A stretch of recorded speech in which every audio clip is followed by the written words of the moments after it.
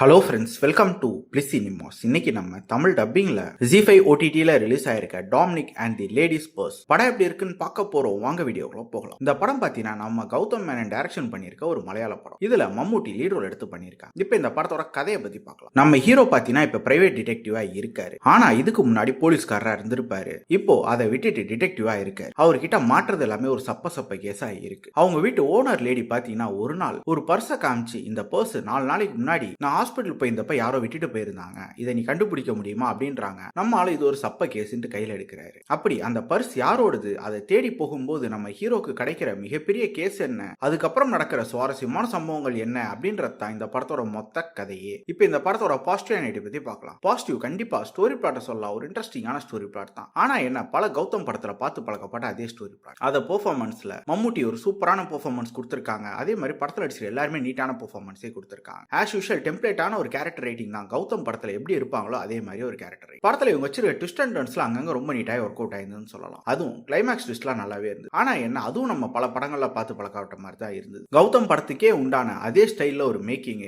அதே மாதிரி ஒரு ஹீரோ கேரக்டர் அப்படி இப்படின்னு தான் போகுது படம். டெக்னிக்கலி படம் சவுண்டாவே இருக்கு. சினிமோட்டோகிராஃபி, சவுண்ட் எஃபெக்ட்ஸ், பிஜிஎம் எல்லாமே நல்லாவே பண்ணி கொடுத்திருந்தாங்க. ஸ்கிரீன் பிளே தான் படத்தை பயங்கரமா கோட்டை விட்டுருக்காங்கன்னு சொல்லலாம். ஏன்னா கௌதம் படம்னாலேயே ஆல்ரெடி பயங்கர ஸ்லோவா தான் இருக்கும் அப்படின்ற மாதிரி தான் போயிட்டு இருக்கு இப்போ வர படம். அதுக்கேற்ற மாதிரி இந்த படத்தும் பயங்கர ஸ்லோவா எழுதி எடுத்து வச்சிருக்காங்க. படம் ஆரம்பத்திலிருந்து இந்த வரைக்குமே ரொம்ப ஸ்லோவா போகுது. அதுவும் குறிப்பா இன்டர்வல் போர்ஷன்லாம் பாத்தீங்கன்னா அவங்க ஏன் அங்க இன்டர்வல் விட்டாங்க அப்படின்றதே நமக்கு தெரியாத அளவு தான் இருந்தது. டுவர்ட்ஸ் கிளைமேக்ஸ் ஓரளவு ஓகேவா இருந்தது. மொத்தத்துல பாத்தீங்கன்னா உங்களுக்கு கௌதம் படம் பிடிக்கும், ஒரு ஸ்லோ பர்ன் த்ரில்லர் பிடிக்கும்னா கண்டிப்பா இதை ட்ரை பண்ணி பார்க்கலாம். இன்னொரு வீடியோல சந்திக்கலாம். தேங்க்யூ.